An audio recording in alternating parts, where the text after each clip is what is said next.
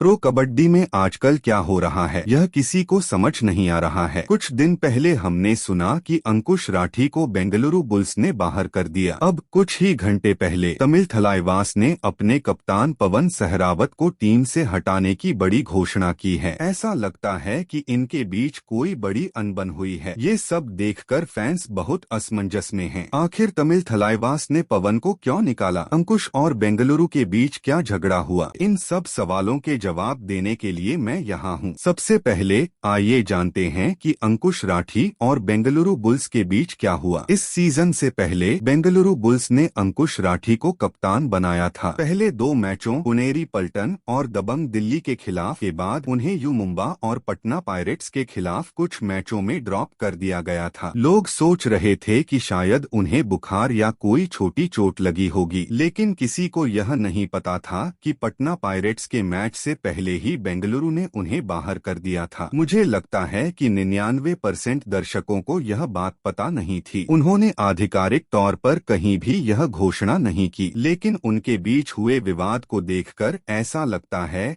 कि उन्हें बहुत पहले ही निकाल दिया गया था। मैं यह ऐसे ही नहीं कह रहा हूँ, मेरे पास इसके पुख्ता सबूत हैं। पहला कारण, पटना पायरेट्स के मैच से पहले अंकुश ने बेंगलुरु बुल्स को इंस्टाग्राम पर अनफॉलो कर दिया था और उस फ्रेंचाइजी से जुड़ी अपनी सारी पोस्ट डिलीट कर दी थी। अगर सब कुछ ठीक होता तो वह अपनी पोस्ट क्यों डिलीट करते? दूसरा कारण, जब बेंगलुरु और पटना का मैच चल रहा था तब अंकुश इंस्टाग्राम पर लाइव आए। उस समय वह एक होटल में थे। आमतौर पर खिलाड़ी मैच से पहले अपने मोबाइल फोन पीकेएल अधिकारियों को जमा कर देते हैं, लेकिन वह इंस्टाग्राम पर लाइव थे। इससे साफ पता चलता है कि वह टीम के साथ यात्रा नहीं कर रहे थे। आप में से कुछ लोग सोच सकते हैं कि शायद उस दिन उन्हें कोई स्वास्थ्य समस्या या व्यक्तिगत कारण से बाहर जाना पड़ा होगा। अगर स्वास्थ्य समस्या होती तो बेंगलुरु की मेडिकल टीम उनका ध्यान रखती, है ना? और अगर घर पर कोई समस्या होती तो वह इंस्टाग्राम पर लाइव क्यों आते? तीसरा कारण, पटना पायरेट्स के खिलाफ मैच जीतने के बाद पोस्ट मैच इंटरव्यू में जब बेंगलुरु के कोच बीसी रमेश से अंकुश राठी के बारे में पूछा गया तो उन्होंने इस मुद्दे को टाल दिया और किसी और विषय पर बात करने लगे। अगर उनके बीच कोई झगड़ा नहीं होता तो वह अपने टीम के कप्तान के बारे में बात करने से क्यों बचते? कम से कम उनकी उपलब्धता के बारे में तो बता सकते थे। लेकिन कोच ने उस मुद्दे को पूरी तरह से टाल दिया और टीम की परफॉर्मेंस के बारे में बात की। यहीं से सब कुछ साफ हो जाता है। सबसे महत्वपूर्ण बात, अंकुश अपने गृहनगर रोहतक हरियाणा पहुंच गए हैं। इन सब बातों से आपको साफ पता चल गया होगा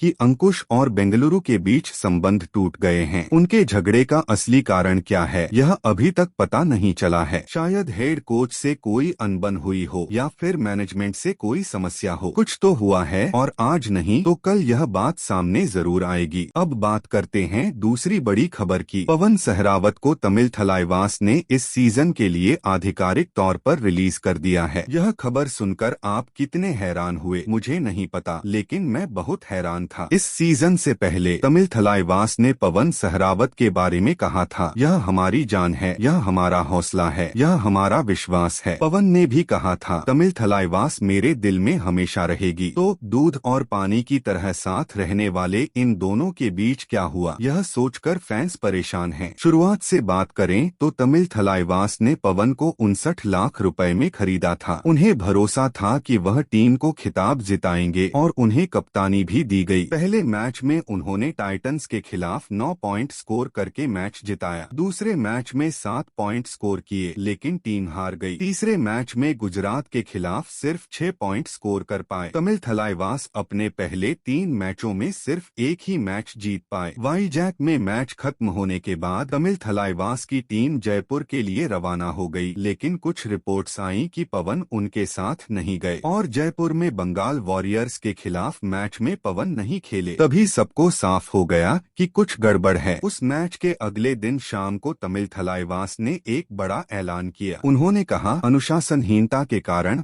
हम पवन सहरावत को इस सीजन के बाकी मैचों के लिए रिलीज कर रहे हैं। यह फैसला टीम के आचार संहिता के अनुसार और सभी बातों पर विचार करने के बाद लिया गया है। यह एक चौंकाने वाला बयान था। प्रो कबड्डी में ऐसा पहली बार हुआ है कि किसी सुपरस्टार को अनुशासनहीनता के कारण सीजन से बाहर किया गया हो। इस मामले में किसकी गलती है, इस पर कोई स्पष्टता नहीं है। इस पर पवन सहरावत ने भी कड़ी प्रतिक्रिया दी। उन्होंने भी अपना बयान जारी किया। उन्होंने कहा, टीम ने मुझे अनुशासनहीन बताया है, लेकिन मैं भारतीय टीम के लिए खेला हूं, इसलिए मुझे अनुशासन का मतलब अच्छे से पता है। अगर मैंने सच में कभी नियमों का पालन नहीं किया या मुझ पर लगे आरोपों में 1% भी सच्चाई हो, तो मैं जिंदगी में फिर कभी कबड्डी नहीं खेलूंगा। मेरा रुख अभी भी वही है। मैं हर मामले में सही था और मैंने कहीं कोई गलती नहीं की। यह गलती किसकी है यह हमें नहीं पता, लेकिन दो बातें हो सकती हैं। तमिल थलाइवास के नजरिए से हो सकता है कि पवन का व्यवहार ठीक न हो, वह अभ्यास और टीम के समय का पालन न करते हों, कोच की रणनीतियों को नजरअंदाज करते हों